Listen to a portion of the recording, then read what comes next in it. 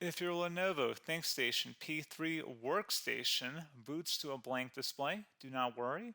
We will walk through the troubleshooting techniques, Windows repair, recovery options, and command line tools to restore its successful startup. A lot of errors pertain to this problem, and we're going to go ahead and jump into what should hopefully be a pretty straightforward process, guys. And we're going to go ahead and jump right into it. First thing I'd recommend doing would be to actually go ahead and boot to the troubleshooting utility on Windows 11. So if you do a hard power off 3 times in a row, Windows should automatically attempt to launch the startup repair utility. And if it doesn't find anything, it will give you the option to select advanced settings, in which case it will take you to a screen that looks like this. Now, if it does not take you to a screen that looks like this, or you're unable to get to that, you can also download the Windows 10 Media Creation Utility, or Windows 11. They probably will make a creation utility for Windows 11 at some point. And it doesn't really matter, you can actually run the Windows 10 utility on Windows 11 as far as I'm aware. And you should be able to run the troubleshooting utilities built in within it. So you just would go ahead and download it to an ISO file and then burn it to a DVD or USB. It'd have to be about 4 gigabytes or more. It couldn't be a small USB flash drive, and it couldn't be a CD. It'd have to be a DVD. And then you'd boot your computer from it. So depending on the computer manufacturer, you'd have to tap a different key on your keyboard in order to launch that menu, in order to select what boot drive you want to go off of. So it could be anything between the escape key, F2, F8, F12, for example. And those are the function keys on the top of your keyboard. So you may have to just do a little bit of trial and error. Shouldn't take you more than a couple minutes. Googling it would probably be best before you even begin. But anyway, we're ready to go ahead and jump right into it.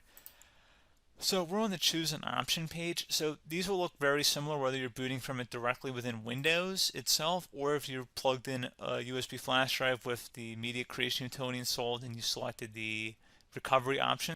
So when you are setting up your Windows 11 installation or Windows 10, depending on the drive you're using, there should be an option to repair your computer in the bottom left corner of the dialog window, one of the first screens that comes up.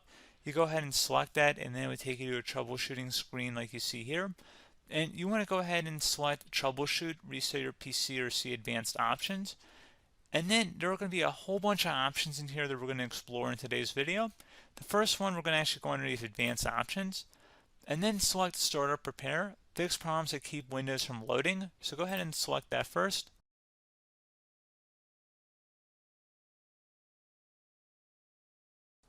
Okay, so you can see it could not repair our PC. That was our first option we could try. Something else, if we go back into advanced options here, and then select troubleshoot, we're going to go underneath advanced options again. You can go ahead and actually access safe mode by selecting startup settings. And then if you select the restart button, you have the option on the screen select safe mode with networking, which will give you a key on the screen. It'll tell you which key to press to enter that. I believe it's the F7 key. It'll do that for you. I'm not going to go over that in today's tutorial because I don't really want to go into safe mode, but you're more than welcome to attempt that by going into here and then selecting restart. Again, it'll launch another screen. It'll say what key do you want to press, and it'll give you like 7 or 8 different options, and you want to select safe mode with networking. There's also an option for a command prompt too, but that's going to be something we're going to cover later in this video, and we don't even have to go through that in order to access it. So that's why I'm not going to really push for that, because unless you know exactly what's causing the problem, you probably don't need to go into safe mode. Unless you're trying to recover files, in which case then you definitely can go into safe mode, but we're trying to actually recover our computer here. So I hope that makes sense. Something else we can also try here as well would be to uninstall updates, remove recently installed quality or feature updates from Windows. So if you go ahead and select that, you can uninstall the latest quality updates, which generally is the more day-to-day updates. Feature updates are the less regularly released ones, like the big ones. I would equate it to service packs in like Windows 7 and Windows Vista and Windows XP. So larger updates that occur once or twice a year at most. And the quality updates are more just a regular update. So probably obviously depend, it'll take longer if you're going to try and uninstall the latest feature update versus quality update. And maybe you don't need to go back that far. So just giving you guys a couple pointers with that. Something else you can also look at here, and we're going to jump into the command prompt in a little bit, but you can select System Restore, which will use a restore point recorded on your PC to restore Windows. And this is something I would highly recommend here, guys. So select Next. Assuming you have a restore point saved on your computer, you go ahead and select the most recently created one, and you'll select next, and then you'll select the drive. You shouldn't actually have to select the drive. You can scan for affected programs, but we're going to keep it all default here, and then we're going to select finish. So once started, system restore cannot be interrupted. Do you want to continue? I think we're going to select yes. I don't think we have anything better to do on our computer right now, so just give it a moment here to initialize. It will take a couple minutes to run, obviously depending on how large your hard drive is and how much is saved on the system restore point. So just give it a couple minutes here.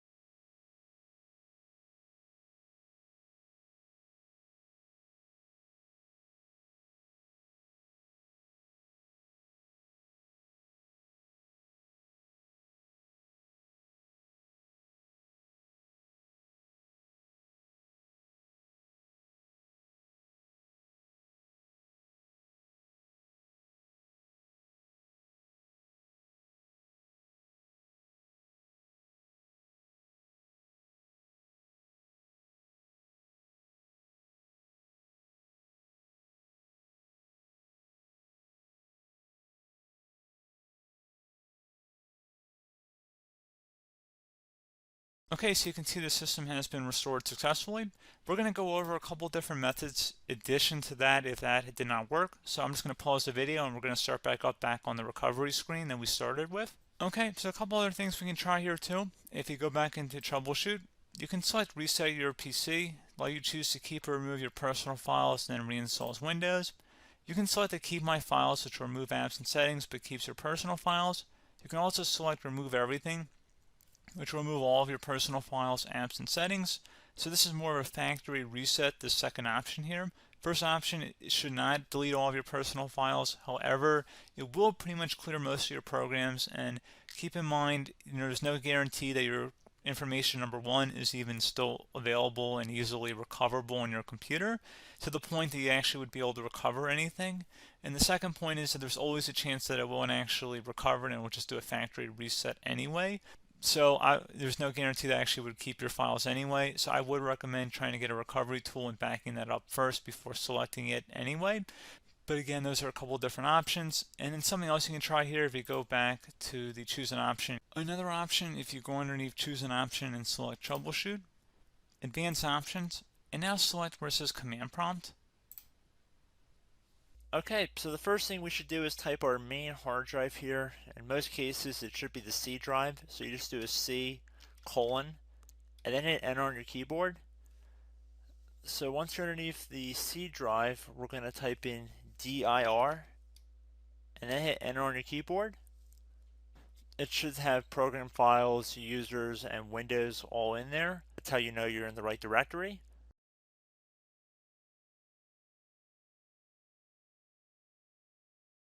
In some cases, it might be the D drive as well, so just keep that in mind.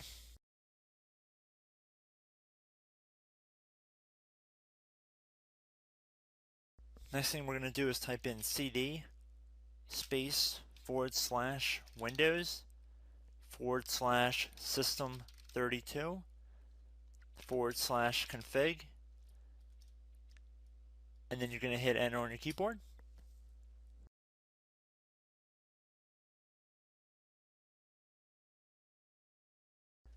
So now you're going to type md space backup.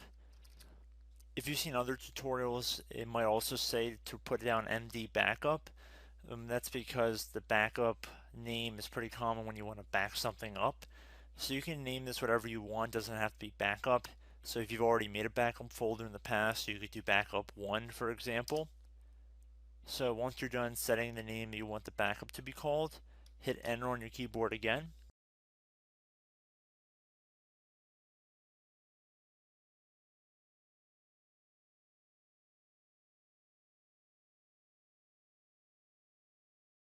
At this point, you want to type copy, C-O-P-Y, space. Then you want to do the star symbol above the 8 key. Then do a period or a dot, whatever you want to call it. Then another star sign, and then another space, and then type backup. And then hit enter on your keyboard.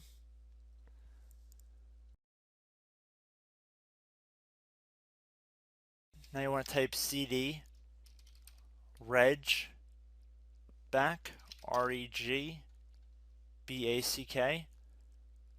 and then hit enter on your keyboard. So now that we are under the reg back, so now you want to type dir again, and then hit enter.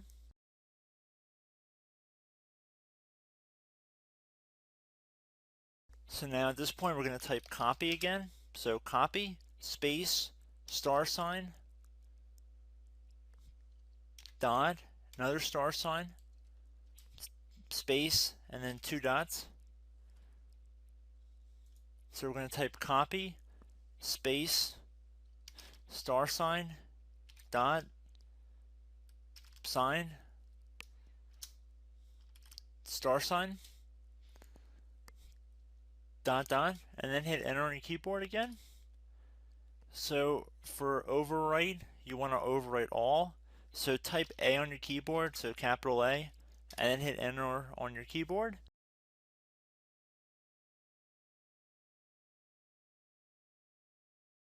So at this point, you should be good to go. You can close out of the command prompt window. And if you accidentally continue to Windows 10, you should be all set. So I hope one of these 3 or 4 different methods we went through in this tutorial helped you guys out. Again, I'm not sure if you guys heard me earlier, but try to go back into your safe mode if possible and uninstall any programs you know might be conflicting with the Windows startup if you can get into safe mode. So just keep that in mind. Something very simple like that could be blocking up everything. So again, I hope this tutorial helped you guys out, and I will catch you in the next tutorial. Goodbye.